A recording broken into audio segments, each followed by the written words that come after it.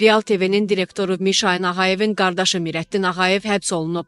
Sfera az məlumat verir ki, bu haqda haqqın az xəbər yayıb. Xəbərə görə o dələduzluqda ittiham olunur. Yaxınlarının verdiyi xəbərə görə Min Ağayev mart ayında atasının yas mərasimi vaxtı saxlanılıb. Məhkəmə davam edirdi. Ancaq o azadlıqda idi. Mişayn Ağayev həkim olduğu üçün əvvəllər əlillik pensiyası alan, lakin sonradan imtina cavabı verilən şəxslərə müəyyən ödəniş müqabilində əlilliyi bərpa edəcəyinə söz verib. O hətta kömək edəcəyinə söz verərək qohumundan pul alıb. Ancaq aldığı pulu öz müalicəsinə xərcləyib. Ağayev Kürdəxanda Bakı İstintaq Təcridxanasının tibb sanitariya hissəsində saxlanılır. O 2 il müddətinə azadlıqdan məhrum olunub.